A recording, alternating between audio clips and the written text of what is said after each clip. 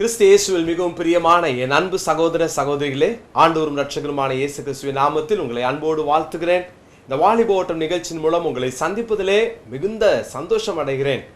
இந்த நாளிலும் கர்த்தருடைய ஆவியானவர் நம்மோடு கூட பேசுவாராக. என் அருமையான சகோதரர்களே சகோதரிகளே, கர்த்தருடைய வார்த்தையை நாம் கேட்டு அதன்படி நாம் செய்யும் போது ஆண்டவர் நிச்சயமாக அதற்குரிய பலன்களை தருவார் என்பதில் எந்த சந்தேகமும் இல்லை. ஆண்டவருடைய வசனத்திலே நீங்கள் வளர பிரயாசப்படுங்கள். கடைசி நாட்களிலே நாம் வாழ்ந்து கொண்டிருக்கிறோம். ஆண்டவருக்காக வாழணுன்ற ஒரு தரிசனம், ஒரு தாகம் உங்களுக்குள்ள இருக்கும் என்றால் நிச்சயமாக கர்த்தர் உங்கள் வாஞ்சைகளை நிறைவேற்றுவார், உங்களை ஆசீர்வதிப்பார், உங்களை உயர்த்துவார்.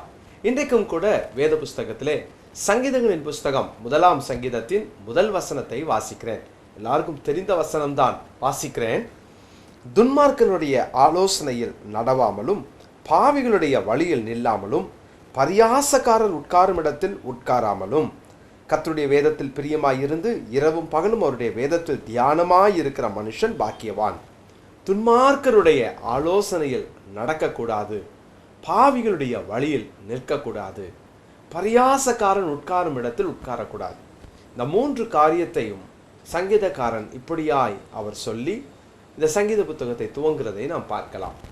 எனக்கு மிகவும் பிரியமான அன்பு தேவனுடைய பிள்ளைகளே, இன்றைக்கு நாம் தியானிக்க போகிற காரியம் நம்முடைய நண்பர்கள், நம்முடைய நட்புகள், நம்முடைய நட்பு வட்டாரங்கள். இன்றைக்கு வழக்கமாக எல்லாருக்குமே நல்ல நண்பர்கள் உண்டு, இதில் தவறில்லை. சிநேகிதர்கள் உண்டு. சிநேகிதன் எல்லா காலத்திலும் சிநேகிதம் பாராட்ட வேண்டும் என்று வேதத்திலே வாசிக்கிறோம். அப்போது கண்டிப்பாக சிநேகங்கள் உண்டு இந்த உலகத்தில். ஆனால் அந்த சிநேகங்கள் எப்படிப்பட்டதாக இருக்க வேண்டும் என்பதை தான் இன்றைக்கு நாம் தியானிக்க போகிறோம். நமக்கு எல்லாருக்கும் ஃப்ரெண்ட்ஸ் தேவை, ஃப்ரெண்ட்ஸ் இருக்கிறாங்க. ஃப்ரெண்ட்ஸு சில வாலிபர்கள் முக்கியத்துவப்படுத்துகிறத பார்க்கலாம். ஏன் சில பெரியவங்க கூட நண்பர்களை முக்கியத்துவப்படுத்துகிற அனுபவங்கள் உண்டு. நண்பர்களை மையப்படுத்தி எனக்கு ஃப்ரெண்டு சொல்லிட்டா அதுக்கப்புறம் வேறு பேச்சே கிடையாது. அப்பா அம்மா சில நேரம் ஏதாவது சொன்னால் கூட சில பிள்ளைகள் என்ன தருவாங்க தெரியுமா, இல்லை எனக்கு என் ஃப்ரெண்டு சொல்லிட்டான் அப்படின்னு சொல்லிட்டு ஃப்ரெண்டை இம்பார்ட்டன்ட் பண்ணுற அநேக பிள்ளைகள் உண்டு. என்னை கவனித்து கொண்டிருக்கிற என் அன்பு கர்த்தருடைய பிள்ளைகளை, அப்படிப்பட்ட நிலைமையில் இன்றைக்கி நீங்கள் இருக்கிறீங்களா? நண்பர்கள் தேவைதான். ஆனால் அந்த நண்பர்கள் எப்படிப்பட்டவங்க என்பதை தான் வேதத்தின் அடிப்படையில் ஒரு 3 முக்கியமான காரியத்தை நான் சொல்லி ஜெபிக்க போகிறேன். நாம் வேதத்தை திறந்து கொள்வோம். வேத புஸ்தகத்தில் 3 சிநேகங்களை இன்றைக்கு நான் ஞாபகப்படுத்துகிறேன். முதல் சிநேகம், முதல் நட்பு எப்படிப்பட்டது என்று சொன்னால், நியாயாதிபதிகளின் புஸ்தகத்தில் 14ஆம் அதிகாரம். நியாயாதிபதி புஸ்தகம்னே உங்களுக்கு எல்லாருக்கும் கண்டிப்பாக நீங்கள் தெரிஞ்சிருப்பீங்க. இவர் சிம்சோனை குறித்து பேச போகிறாரு. உண்மைதான். ஆனால் சிம்சோனை குறித்து எத்தனை செய்திகள் எடுத்தாலும் இன்றைக்கு ஆண்டவர் எனக்கு அவருடைய வெளிச்சத்தில் கற்றுக் கொடுத்த இன்னொரு காரியத்தை உங்களோடு நான் பகிர்ந்து கொள்ள விரும்புகிறேன். சிம்சோன் அந்த நட்பு வட்டாரத்தில் கொஞ்சம் வீக்காக தான் இருந்தார். ஸ்நேகம் பாராட்டுகிற விஷயத்தில் சிம்சோன் வீக்காக தான் இருந்தார். யாரை கண்டாலும் ஏமாந்துடுறது, யாரை கண்டாலும் தன் மனசை பறி கொடுத்துற அனுபவம், இதெல்லாம் பார்த்தீங்கன்னா அதுவும் சிம்சோன் வாழ்க்கையில் ரொம்பவே இந்த நட்பு வட்டாரத்தினால பாதிக்கப்பட்டார் என்று தான் சொல்ல வேண்டும். சிம்சோன் வாழ்க்கையை வச்சே 3 முக்கியமான காரியத்தை நான் சொல்கிறேன். 3 நட்புகள் அவர் வாழ்க்கையில் வந்தது. 3 நட்புகளாலும் அவருக்கு வந்த பாதிப்பு என்ன, இதை தான் உங்களோடு நான் பகிர்ந்து கொள்ள விரும்புகிறேன். முதலாவது, நியாயாதிபதிகளின் புஸ்தகத்தில் 14ஆம் அதிகாரத்தின் அந்த முதல் 4 வசனங்கள் ரொம்ப அற்புதமான காரியம். சிம்சோன் வாழ்க்கையில் திடீரென்று அவருக்கு ஒரு நல்ல ஒரு ஃப்ரெண்டு கிடைச்சா. அதுவும் பார்த்திங்கன்னா ஒரு கேர்ள் ஃப்ரெண்டு கிடைக்கிறா. இன்றைக்கி நிறைய வாலிபர்களுக்கு ஏன் கேர்ள் ஃப்ரெண்ட் வச்சா என்ன, பாய் ஃப்ரெண்ட் வச்சா என்ன தப்பு அப்படின்னு கேட்குறவங்க நிறைய பேர் உண்டு. கேர்ள் ஃப்ரெண்டு வச்சா தப்பு இல்லை அப்படின்ற வாதத்தை விட அவங்க எப்படிப்பட்டவங்க, பொதுவாகவே ஸ்கூல்லையோ காலேஜ்லேயோ படிக்கும்போது நண்பர்களாக பழகுறவர்கள் உண்டு. அதில் எந்த தவறும் இல்லை. ஒருவேளை உங்களுக்கு ஒரு நல்ல ஒரு ஃப்ரெண்ட் இருக்கலாம், ஒருவேளை கேர்ள் ஃப்ரெண்ட் இருக்கலாம், நீங்கள் ஒரு பையனாக இருக்கலாம், உங்களுக்கு ஒரு நல்ல பெண் ஒரு ஃப்ரெண்டாக இருக்கலாம். இதில் தப்பு இல்லை. இந்த ஃப்ரெண்டு எப்படிப்பட்டவங்க, முதல்ல ஃப்ரெண்டை சூஸ் பண்ண கற்றுக்கொள்ளுங்க. நான் அடிக்கடி சொல்லுவேன், உங்கள் நண்பர்கள் நீங்கள் தவறு செய்யும்போது உங்களை குட்டுகிறவர்களாக இருக்க வேண்டும். தப்பு செய்யும்போது நீ செய்தது தப்பு அப்படின்னு சொல்கிற ஃப்ரெண்டு தான் நல்ல ஃப்ரெண்டு. ஆனால் உங்களை கொண்டு போய் குழியில் தள்ளுற ஃப்ரெண்டு என்றைக்குமே உங்களுக்கு ஒரு ஆபத்தான ஃப்ரெண்டு என்பதை மறந்துடாதீங்க. சிம்சோன் வாழ்க்கையில் கிடைச்ச ஃப்ரெண்ட்ஸ் எல்லாம் பார்த்தீங்கன்னா எவ்வளோ ஒரு பயங்கரமான ஃப்ரெண்ட்ஸ் பாருங்களேன். அந்த 14ஆம் அதிகாரத்தினுடைய முதல் 4 வசனங்களில் முதல் வசனத்தை வாசிக்கிறேன். சிம்சோன் திம்னாத்துக்கு போய் திம்னாத்திலே பெலிஸ்தரின் குமாரத்தியில் ஒரு பெண்ணை கண்டு, அப்போ முதல்ல வந்து பார்க்குறான். பார்த்த உடனே அவனுக்கு என்னென்னா, முதல் பார்வையே அவருக்கு வந்து ஒரு லவ் ஆயிடுச்சு. அதில் என்ன ப்ராப்ளம் அப்படின்னா, உடனே அவங்க அம்மா அப்பாட்ட வந்து சொல்கிறாரு, எனக்கு கட்டினா அவ்வளோதான் கட்டுவேன் அப்படின்னு சொல்லிட்டு உடனே தீர்மானிக்கிறார். இவர் வந்து தேவ மனிதர், கர்த்தருடைய ஆவியை பெற்ற மனுஷன்.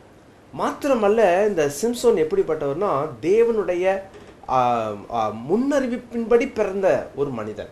அப்படிப்பட்ட ஒரு வாலிபன் தன் வாலிப பிராயத்தில் எல்லாருடைய வாழ்க்கையில் வர ஒரு பிரச்சனை தான் இவருக்கு வந்துச்சு. ஆனால் இவன் தன்னுடைய பிரதிஷ்டையை மறந்தவனாக என்ன செய்கிறான்? அந்நிய நுகத்தில் போய் சம்பந்தம் கலக்க பிரயாசப்படுகிறான். அப்போஸ்தலனாகிய பவுல் சொல்லுகிறார், 2 கொரிந்தியர் 6ஆம் அதிகாரத்தினுடைய 14ஆம் வசனத்திலே சொல்லுகிறார், அந்நிய நுகத்திலே அவிசுவாசிகளுடன் பிணைக்கப்படாதிருப்பீர்களாக. முதல்ல அவருக்கு என்ன பிரச்சனைன்னு பார்த்தீங்கன்னு சொன்னா, தவறான ஒரு நட்பு. இவர் முதல் நட்பே தவறான நட்பு. தேவனுடைய பிள்ளைகளே, அந்த நட்பு சரியானதா? ஏற்கனவே சிம்சோனையும் அதாவது தேவ ஜனத்தையும் அழித்துவிட வேண்டும் என்ற ஒரு மும்முரத்திலே இந்த பெலிஸ்தர்கள் இருந்தார்கள். அப்படிப்பட்ட நாளிலே அங்கே போய் பெண் எடுத்தா என்ன நடக்கும்? அப்படியே போய் அவர்களிடத்துல போய் பெண் எடுத்து சம்பந்தம் கலந்தா எவ்வளவு ஒரு பிரச்சனைக்குரிய ஒரு நிலைமைக்கு இந்த இஸ்ரவேல் ஜனங்கள் தள்ளப்பட்டுருவாங்க. அதெல்லாம் யோசிக்கவே இல்லை. எனக்கு அருமையான ஆண்டவருடைய பிள்ளைகளே, இன்னைக்கு ஒருவேளை உங்கள் வாழ்க்கையில் இருக்கிற நட்பு சரியான நட்பா என்பதை தயவு செய்து நீங்கள் புரிந்து பாருங்கள். நீங்கள் பழகிற நபர் யார்? நீங்கள் பழகிற நண்பர் உங்களுக்கு உங்கள் ஆவிக்குரிய ஜீவியத்திற்கு பிரயோஜனமுள்ளவராக இருப்பாரா? நீங்கள் பழகிற நண்பர் உங்களை கிறிஸ்துவுக்குள்ளாக வளருவதற்கு அவர் ஊன்றுகோலாக இருப்பாரா என்பதை தயவு செய்து நிதானித்து பாருங்கள். நிறைய நேரத்தில் நம்ம இதை நிதானிக்காததுனால தான் நம்ம போய் நிறைய இடங்களில் மாட்டிக்கொள்கிறோம். சாலமோனை குறித்து வேதம் அப்படிதான் சொல்லுகிறது. நம்ம எல்லாருக்கும் தெரியும், தாவீதினுடைய மகனாகிய சாலமோன். பொதுவான கண்ணோக்கத்தோடு பார்த்தா இந்த சாலமோன் ராஜாங்கத்துக்கு வந்திருக்கவே முடியாது. தேவன் அவன் மேல் வைத்த கிருபை, அவன் மேல் வைத்த அன்பு, அதனால் கர்த்தர் அவனுக்கு ஞானத்தை தந்தார். ஞானத்திலும் பெரிய ஞானத்தை தந்தார். அநேகர் ஆச்சரியப்படும்படியான ஞானத்தை தந்தார். அவனுடைய முடிவை கவனித்து பார்த்தீங்கன்னு சொன்னால், 1 ராஜாக்களின் புஸ்தகம் 11ஆம் அதிகாரத்தில் நமக்கு நல்ல தெரிந்த சம்பவம் தான். இவன் என்ன செய்கிறான் பாருங்க, அந்நிய ஸ்திரீகளோடு கூட அவன் சிநேகம் பாராட்ட ஆரம்பிக்கிறான். அதை வாசிக்கிறேன். 1 ராஜாக்கள் 11ஆம் அதிகாரம் 1ஆம் வசனம். ராஜாவாகிய சாலமோன் பார்வோனின் குமாரத்தியை நேசித்ததும் அல்லாமல், அங்கே பாருங்க, நியாயாதிபதி நாட்களில் பெலிஸ்த பெண்ணோடு கூட இந்த சிம்சோன் அந்நியர்களோடு கூட சம்பந்தம் கலந்தான். அடுத்தது 1 ராஜாக்கள் 11ஆம் அதிகாரத்தில் இந்த சாலமோன் பார்வோனின் குமாரத்தியோடு கூட அங்கே அவன் ஆசை வைத்து சிநேகம் பாராட்டி நேசித்தானாம். மாத்திரமல்ல, பாருங்க, இவங்கெல்லாம் யாரு? ஏற்கனவே நமக்கு தெரியும், இந்த பார்வோனின் குமாரத்தி, அதாவது எகிப்தின் ராஜா, எகிப்தினுடைய ஒரு அடிமைத்தனத்துக்குள்ளேருந்து இஸ்ரவேல் ஜனங்கள் ஏற்கனவே வெளியே வந்துட்டாங்க.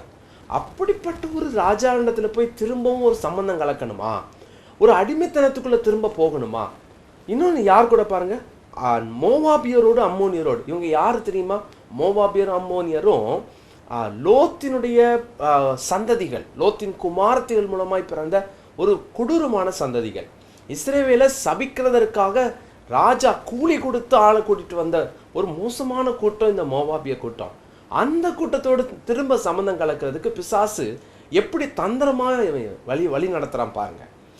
அதுக்கப்புறம் பாருங்க, ஏதோமியர், சீதோனியர், ஏத்தியர், இவங்கெல்லாம் விக்கிரக ஆராதனைக்காரர். தேவ ஜனத்தை விக்கிரகத்துக்கு நேராய் திருப்பி விடக்கூடியவர்கள். பிரியமான கர்த்தருடைய பிள்ளைகளே, இன்னைக்கு உங்க வாழ்க்கையில யார் கூட சம்பந்தம் கலந்துருக்கிறீங்க? யாரோட ஸ்நேகம் வச்சிருக்கிறீங்க? உங்க ஸ்நேகம் சரியானதா? உங்க ஸ்நேகம் ஒருவேளை தேவனுடைய ஜனத்தோடு கூட இருக்கிறதா? அப்படி தவறான ஸ்நேகத்தோடு, தவறான நட்புகளோடு, தவறான நண்பர்களோடு, தவறான உறவுகளோடு இன்றைக்கு இந்த செய்தியை நீங்க ஒருவேளை கேட்டுட்டு இருப்பீங்கன்னு சொன்னா, பிரியமான கர்த்தருடைய பிள்ளைகளே, என் அன்பு சகோதர சகோதரிகளே, இன்னைக்கு மனம் திரும்புவோம். கொஞ்சம் யோசித்து பாருங்க, இந்த ஸ்நேகம் சரியா? ஒருவேளை எவ்வளவு மோசமான நிலைமைக்கு அது உங்களை இழுத்து கொண்டு சென்று விடும். தொடர்ந்து வரப்போகிற வாரங்களிலே இந்த ஸ்நேகத்தின் நிமித்தமாக அடுத்த கட்டத்திற்கு இந்த சிம்சோனை யார் கொண்டு சென்றது, பிசாசு எப்படி வழி நடத்திட்டு போனா என்பதை தொடர்ந்து நம்ம தியானிக்க போகிறோம். அதனால தான் ஆண்டவர் சொல்லுகிறார், வேண்டாம், அப்படிப்பட்ட நட்புகள் வேண்டாம், அவர்களோடு கூட நீங்க போய் சம்பந்தம் கலக்காதீங்க. இன்னைக்கு நிறைய தேவனுடைய பிள்ளைகள், ஆண்டவரை அறிந்தவர்கள், ஆண்டவருக்குள்ள வளர்ந்தவங்க, வசனத்தை அறிந்தவங்க, இன்னைக்கு போய் ஞானஸ்நானம் எடுத்து திருவிருந்தில் கலந்து கொண்ட தேவனுடைய பிள்ளைகள் அநேக துணிகரமாக புறஜாதிகளோடு கூட சம்பந்தம் கலக்கிற அனுபவம் உண்டு. வேதத்தின் அடிப்படையிலே இது தவறு. ஒருவேளை சிலர் நினைக்கலாம், நான் ஆண்டவருக்குள்ள நடத்திடுவேன், நான் எப்படியாவது அவங்களை ஆண்டவருக்குள்ள கொண்டு வந்துடுவேன். ஏமாறாதீங்க. அப்படி ஏமாந்து இன்னைக்கு நிறைய பேர் இயேசுவை மறுதலித்து விட்டு போனவர்கள் அநேகர் உண்டு. இயேசு கிறிஸ்துவை நட்புக்காக, சிநேகத்திற்காக, காதலுக்காக இயேசுவை தூக்கி போட்டவர்கள் அநேகர் உண்டு. பிரியமான கர்த்தருடைய பிள்ளைகளே, சிம்சோன் வாழ்க்கையிலே வந்த தடுமாற்றம் எவ்வளவு மோசமான நிலைமைக்கு கொண்டு சென்றது இல்லையா? தவறான நட்பு. இந்த தவறான நட்பை விட்டு இன்னைக்கு வெளியே வாங்க. ஆண்டவராக இயேசுவை நோக்கி பாருங்க. இன்னைக்கு ஒருவேளை நீங்க நினைக்கலாம், எனக்கு நல்ல ஃப்ரெண்ட் இல்லை, எனக்கு நல்ல ஃப்ரெண்ட் இல்லை. உண்மையாகவே இந்த உலகத்துல எந்த ஃப்ரெண்டும் ஒரு நாள் உங்களை ஏமாற்றி விடுவார்கள். எந்த நட்பும் உங்களை ஒரு நாள் ஏமாற்றிவிடும். எந்த நட்பும் உங்கள் வாழ்க்கையிலே ஒரு நாள் உங்களை வேதனைப்படுத்திவிடும். ஆனால் உங்களுக்கு ஒரு நட்பை இன்றைக்கு நான் அறிமுகப்படுத்துகிறேன். யோவான் சுவிசேஷத்தினுடைய 15ஆம் அதிகாரத்திற்கு வேதத்தை திருப்பிக் கொள்வோம். 13ஆம் வசனத்தை வாசிக்கிறேன். ஒருவன் தன் சிநேகிதருக்காக தன் ஜீவனை கொடுக்கிற அன்பிலும் அதிகமான அன்பு ஒருவரிடத்திலும் இல்லை.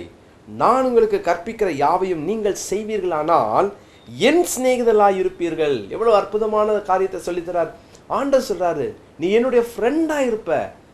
இவ்வளவு ஒரு அற்புதமான உறவை ஆண்டவர் தருகிறார் பாருங்கள். ஒருவேளை உங்களுடைய நட்புகள் எல்லாம் உங்களை ஏமாற்றி இருக்கலாம். இயேசு இன்னைக்கு உங்கள் மேல் அன்பு வைத்தவராய் அந்த நட்பை, அந்த சிநேகத்தை உங்கள் மேல் காண்பிக்க விரும்புகிறார். நீங்க அவரை சற்று சிந்தித்து பாருங்க, அவரை நோக்கி பாருங்க. ஐயோ, எல்லாருடைய நட்பும் என்னை விட்டு போய்விட்டது, ஆனால் இயேசுவின் நட்பு என் மேல இவ்வளவு பெரிய நட்பு வைத்திருக்கிறாரே என்று சொல்லி அந்த நட்புக்காய் நன்றி சொல்வீங்களா? என் அன்பு கர்த்தருடைய பிள்ளைகளே, அந்த நட்புக்காக ஆண்டவருக்கு நன்றி சொல்லி பாருங்கள். அடுத்த வசனத்திலே சொல்லுகிறார், இனி நான் உங்களை ஊழியக்காரர் என்று சொல்லுகிறதில்லை. ஊழியக்காரன் தன் எஜமான் செய்கிறதை அறிய மாட்டான். நான் உங்களை சிநேகிதர் என்றேன். ஏனெனில் என் பிதாவினிடத்தில் நான் கேள்விப்பட்ட எல்லாவற்றையும் உங்களுக்கு அறிவித்தேன். எல்லாவற்றையும் உங்களுக்கு அறிவித்தேன். இவ்வளவு அற்புதமான ஆழமான நட்பு. இன்னைக்கு ஆண்டவரை நோக்கி பார்க்கலாமா? ஆண்டவரே, இந்த நட்பு தான் எனக்கு வேணும் ஆண்டவரே. தவறான நட்பு, சிம்சோன் பாதிக்கப்பட்டார். தவறான நட்பு, அங்கே சாலமோன் பாதிக்கப்பட்டார். அந்த தவறான நட்பு எனக்கு வேண்டான்னு சொல்லி தவறான நட்பை விட்டு மனம் திரும்புவோமா? தவறான நட்பை விட்டு இன்னைக்கு வெளியே வரலாமா? இயேசு கிறிஸ்து உங்களை இன்றைக்கு நேசிக்கிறார். அவருடைய அன்பு ஆழமானது. சிநேகிதன் எல்லா காலத்திலும் சிநேகிதம் பாராட்ட வேண்டும். அந்த சிநேகம் பாராட்டக்கூடிய, எல்லா காலத்திலும் சிநேகிதம் பாராட்டக்கூடிய ஒருவர் உண்டென்றால் நான் பிரசங்கிக்கிற ஆண்டவராக இயேசு கிறிஸ்து. உங்கள் ஃப்ரெண்டு உங்களை விட்டுட்டு போயிருக்கலாம், இயேசு உங்களை விட மாட்டார். அவர் உங்களை விட்டு விலகவும் மாட்டார், உங்களை கைவிடவும் மாட்டார். ஜெபிக்கலாமா? கண்களை மூடி ஆண்டவரை நோக்கி, ஆண்டவரே, என் நட்பெல்லாம் தவறான நட்பு, தெரியும் தப்புன்னு துணிஞ்சு பழகிட்டேன். துணிஞ்சு நான் ஒருவேளை அந்த நட்பை நான் ஏற்றுக்கொண்டேன். ஆனால் இனி என் நட்பு உம்மோடு இருக்கும் என்று சொல்லி கிறிஸ்துவுக்குள்ளாக அந்த நட்பை நீங்கள் காத்துக்கொள்ள, கிறிஸ்துவோடு அந்த நட்பை வளர்த்து கொள்ள பிரயாசப்படுவீங்களா? ஜெபிப்போம். நல்ல தகப்பனே, என்னோடு இணைந்து ஜெபிக்கிற நண்பு பிள்ளைகளுக்காக ஜெபிக்கிறேன். உலக நட்புகள் எங்களை ஏமாற்றி இருக்கலாம். உலக நட்புகள் எங்கள் வாழ்க்கை தவறான பாதையிலே நடத்தி இருக்கலாம். மன்னியும் ஆண்டவரே, தெரியாமல் நாங்கள் உலக நட்புகளை நல்ல நட்புகள் என்று நம்பி ஏற்றுக்கொண்டிருக்கிறோம். மன்னியும். என்னோடு இணைந்து ஜெபிக்கிற இந்த பிள்ளைகளுக்காக நான் பாரத்தோடு ஜெபிக்கிறேன். இந்த பிள்ளைகள் வாழ்க்கையிலே உம்முடைய அன்பை ருசிக்க கிருபை தாரும். உலக சிநேகங்கள் எல்லாம் தேவனுக்கு விரோதமான பகை என்று வாசிக்கிறோமே ஆண்டவரே, நாங்கள் உமக்கு பகையாளியாய் மாறிவிடக்கூடாது. உலக அன்புக்காக நாங்கள் உம்மை பகைத்துக் கொள்ளக்கூடாது, அல்லது நீர் எங்களை பகைக்கிற அளவுக்கு நடந்து கொள்ளவும் கூடாது. மன்னியும் ஆண்டவரே. உம்முடைய கரங்களிலே உம்முடைய பிள்ளைகளை ஒப்புக் கொடுக்கிறேன். உம்மோடு இருக்கிற அந்த அன்பை வளர்த்து கொள்ள உதவி செய்யும். தொடர்ந்து எங்களோடு பேசும். இயேசு கிறிஸ்துவின் நாமத்தில் ஜெபிக்கிறோம். அன்பு தேவனுடைய பிள்ளைகளே, கர்த்தர்களோடு கூட பேசி இருக்கிறார்கள் நான் விசுவாசிக்கிறேன். நீங்கள் பெற்ற நன்மையை எங்களுக்கு எழுத மறக்க வேண்டாம். உங்களுக்காக ஜெபிக்க ஆலோசனை சொல்ல நான் ஆயத்தமா இருக்கிறேன். பிரியமானவர்களே, இன்னொரு நல்ல செய்தி உங்களுக்கு நான் அறிமுகப்படுத்துகிறேன். நாளைய தினத்திலே இரவு இதே தமிழன் தொலைக்காட்சியிலே 10:30 மணியிலிருந்து 11 மணி வரை கிறிஸ்தவம் ஒரு இனிய அனுபவம் என்ற ஒரு நிகழ்ச்சியை உங்களுக்கு வழங்கி கொண்டிருக்கிறோம். நீங்கள் அதை பாருங்கள், உங்களுக்கு அது பிரயோஜனமாக இருக்கும். தொடர்ந்து கர்த்தர் உங்களை ஆசீர்வதிப்பாராக. ஆமென். நீங்கள் தொடர்பு கொள்ள வேண்டிய எங்கள் விலாசம்: வெற்றியின் ஊழியங்கள், நம்பர் 97, லாமெக் தெரு, சானகி நகர், Valasaravakkam, Chennai 87. For prayer and counseling, தொலைபேசி எண் 044 6555 1333 மற்றும் 2486 3381 2486 3382. செல்போன் 9940 212194.